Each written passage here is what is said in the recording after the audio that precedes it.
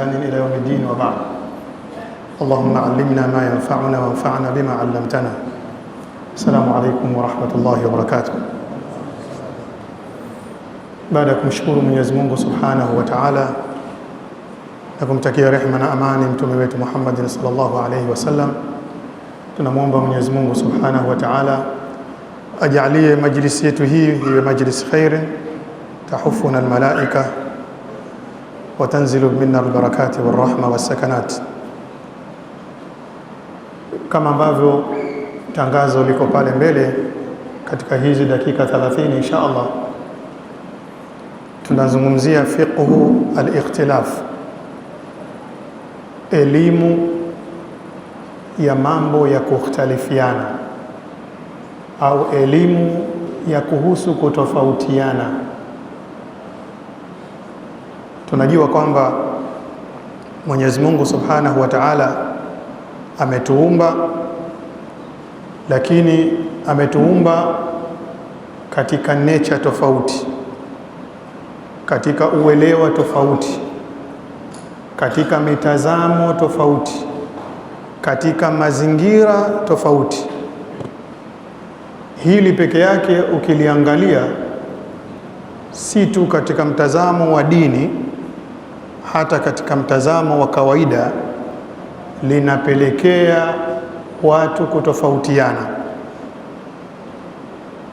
Tunapozungumza kutofautiana, si katika mambo ya dini tu, hata tunapokuwa majumbani kwetu, watoto wetu, lakini pia tunapokutana na watu wengine tofauti na sisi, kwa maana jamii nyingine waliokuwa katika mazingira mengine, shaabu nyingine, labda watu wa tamaduni nyingine. Kimaumbile tu lazima kuwe na vitu ambavyo vinapelekea katika kutofautiana katika mitazamo, na kama kusinge kuwepo kutofautiana, kwa maana hata jamii yetu ingekuwa ni jamii ambayo ni baridi, imepoa. Lakini katika kutofautiana ndipo panapokuja mitazamo tofauti na kubadilishana fikra. Baadaye hizi suluki na tabia zinajengwa upya.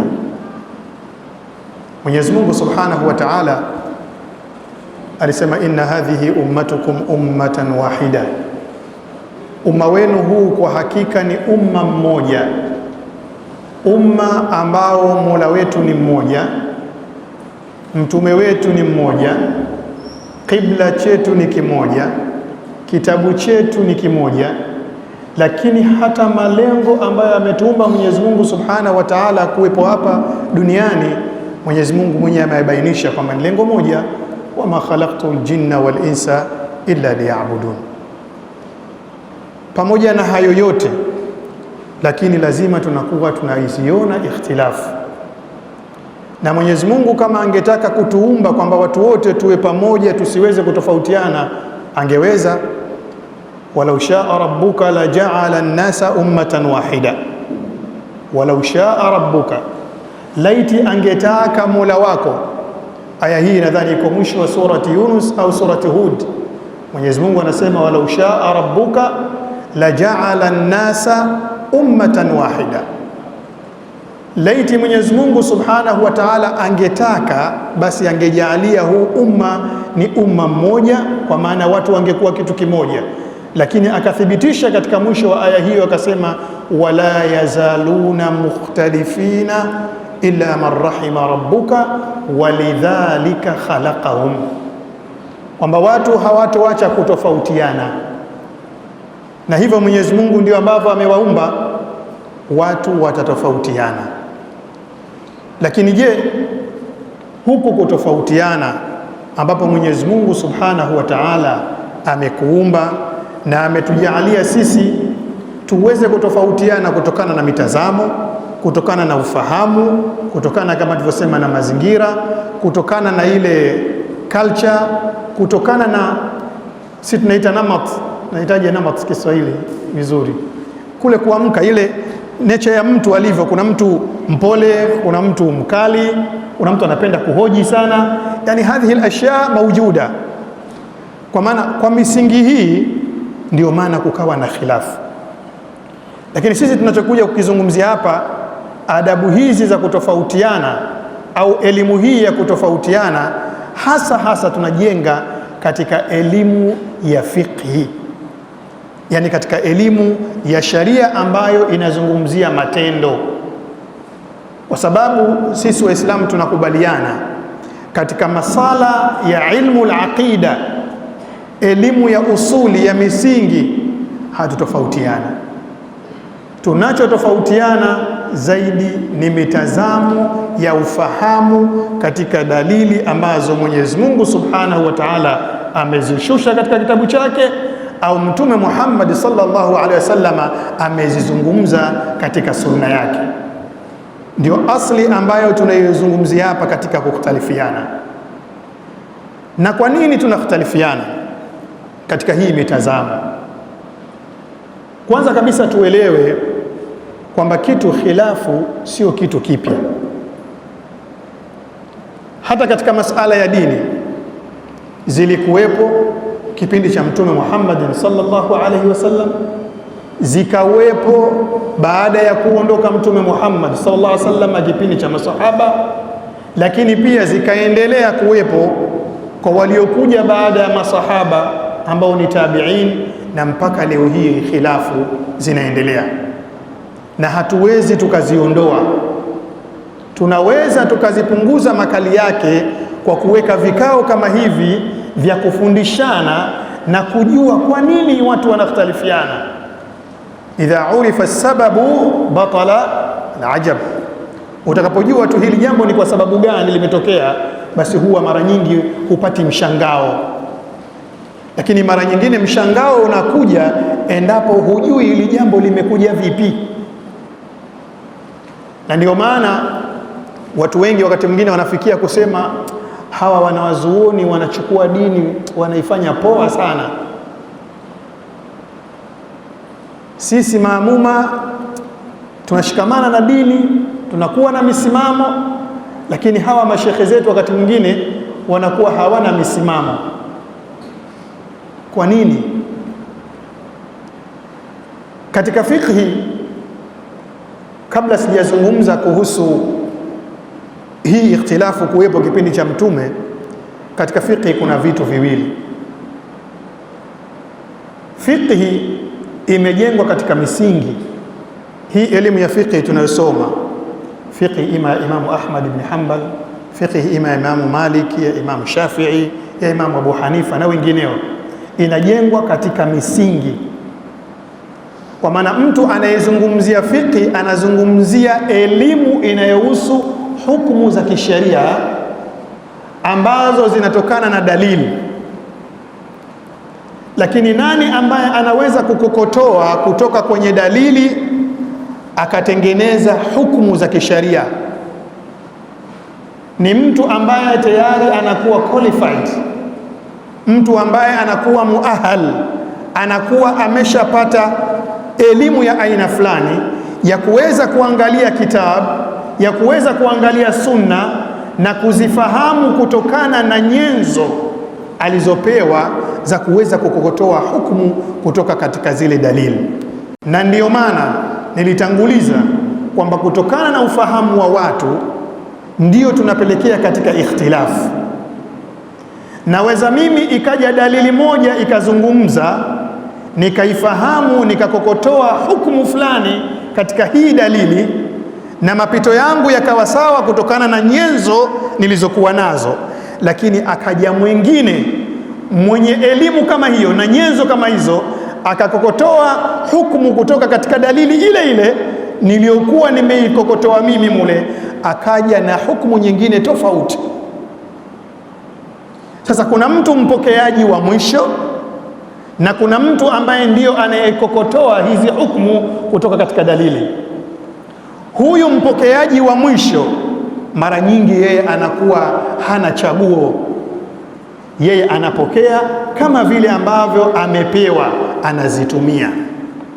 Lakini huyu ambaye anayechukua, anayekokotoa hapa, anaweza akajua kwa nini huyu amefika katika A na kwa nini mimi nimefika katika B kutokana na dalili hii ambayo imesema katika aya hii.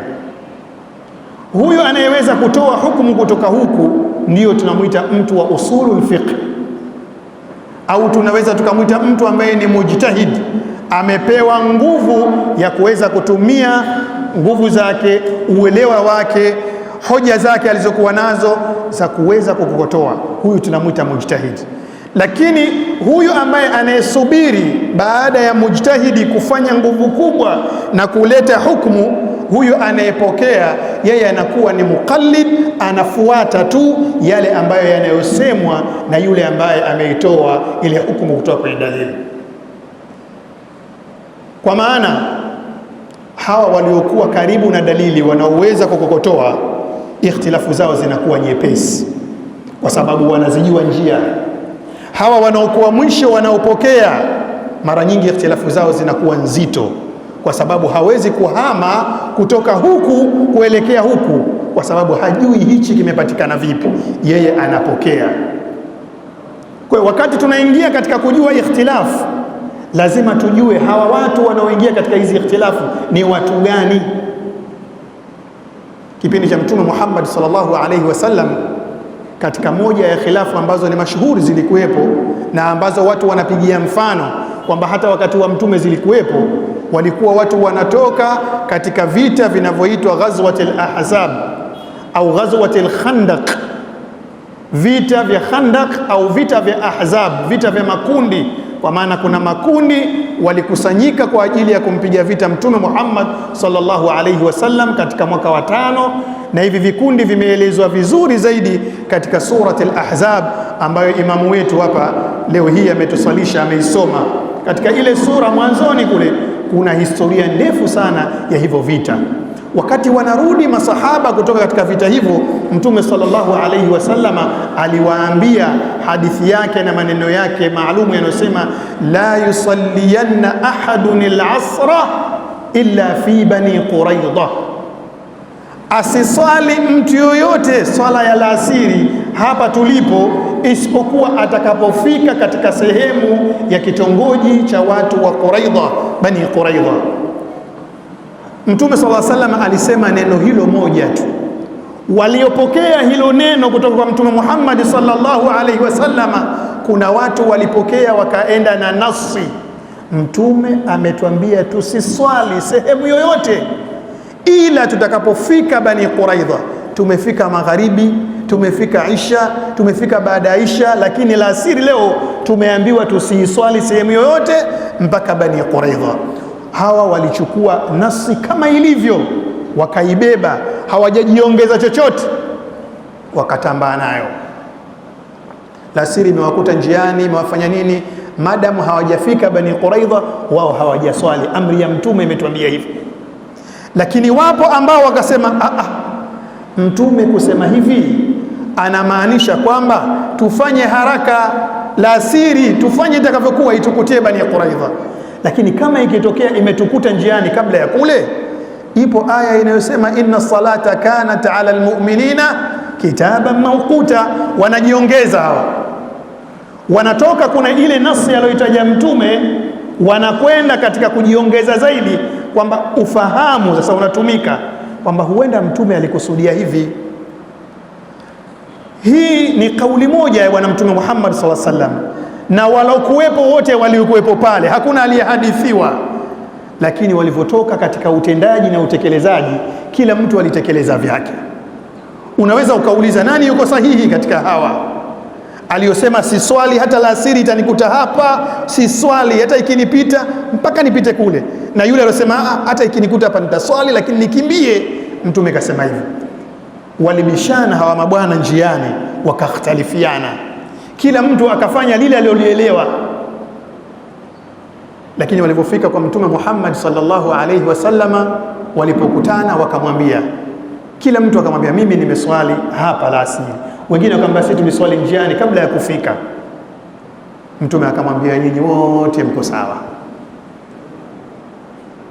Hii inatuonyesha kwamba khilafu inaweza ikatokea hata kama dalili ipo, inatokana na ufahamu.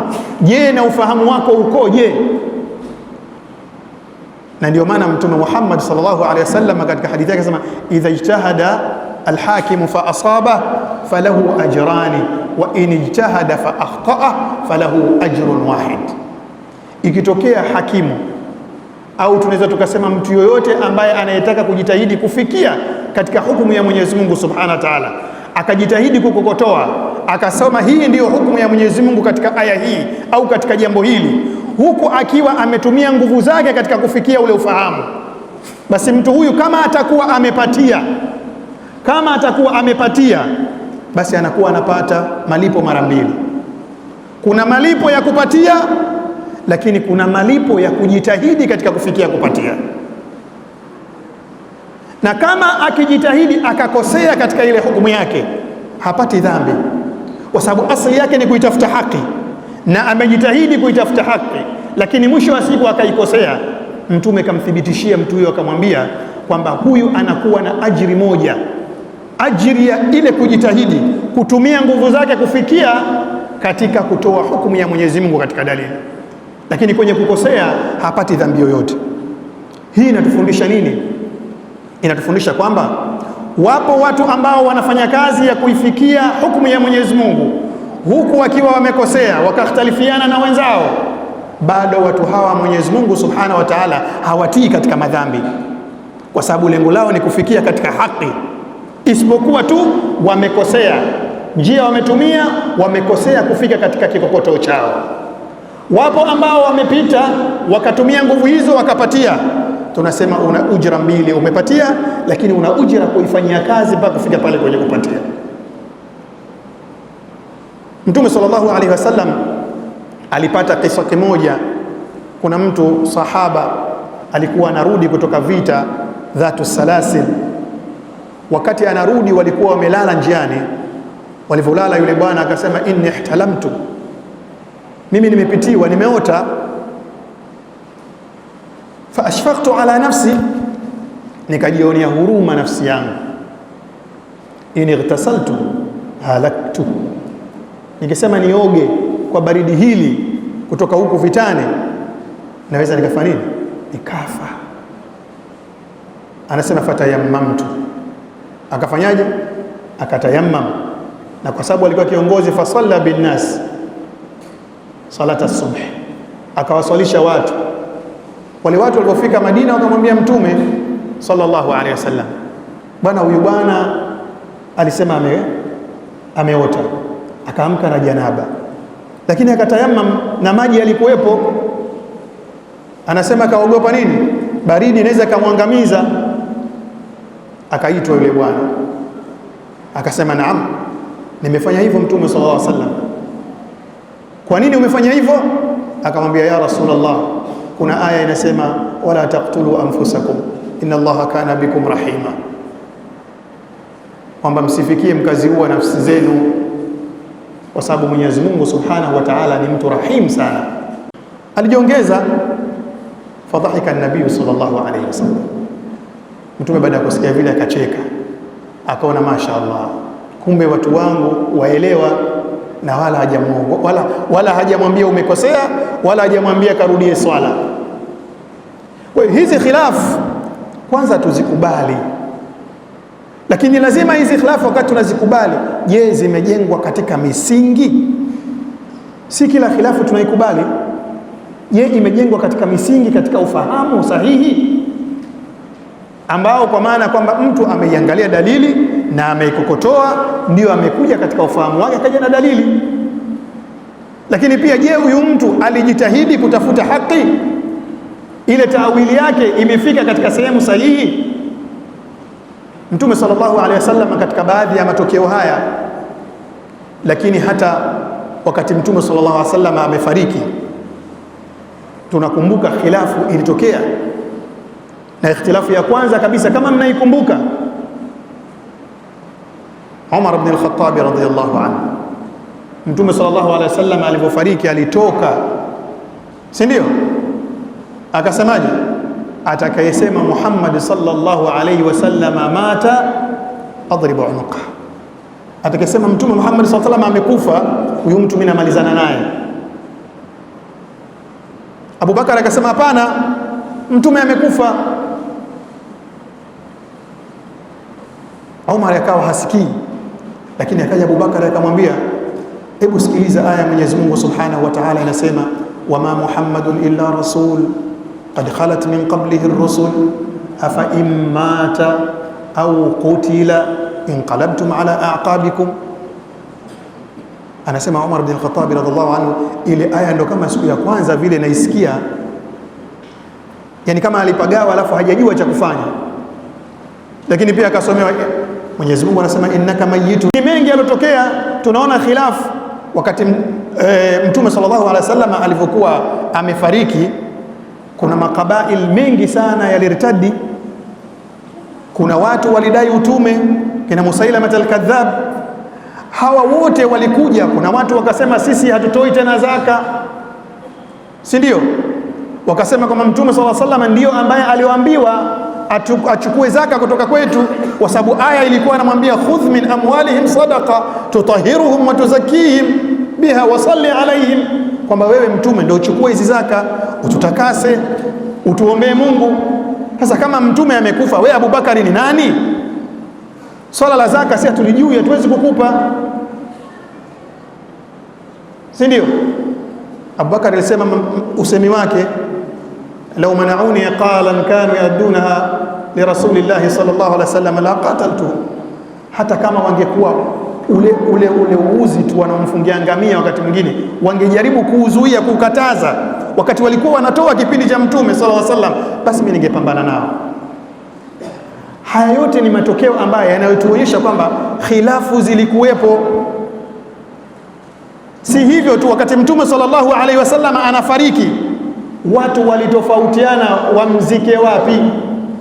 Kuna watu wakasema tumzike wanapozikwa maswahaba wake, wengine wakasema tumzike nyumbani kwake. Ma qubidha nabiyyun illa dufina min haythu makani qabdi. Abubakar akawakumbusha, jamani, hakuna mtume anayekuwa anafariki au anayefishwa isipokuwa huwa anazikwa katika sehemu yake. Wakafungua chumbani, wakachimba kaburi, wakamlaza. Hadhihi kulluha khilafat. Hawa ni jili iliyokuwa bora. Hii ni generation iliyokuwa baada ya mtume na iliyoishi na Mtume sallallahu alaihi wasallam, walikuwa wanakhtalifiana. Sembuse sisi hivi leo, kwa nini tunazikataa hizi ikhtilafu?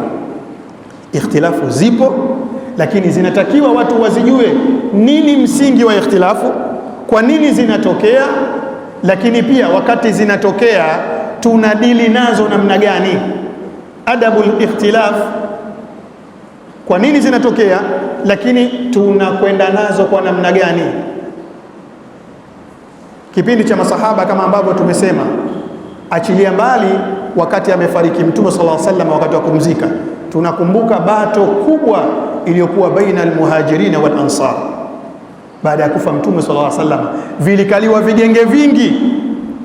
Kuna watu wakawa wanasema kwamba muhajirin ndio wana haki ya kuchukua nini, ya kuchukua uongozi baada ya Mtume sallallahu alaihi wasallam, kwa maana wao ndio wakubwa, wametoka Makka, kina Abubakar, kina Umar, hawa ndio wapewe, na walionyeshwa ishara na Mtume Muhammad sallallahu alaihi wasallam. Ansar akasema hapana, sisi ndio wenye mji, nyinyi mmekuja hapa tumewapokea, wakiongozwa na Saad, si ndio?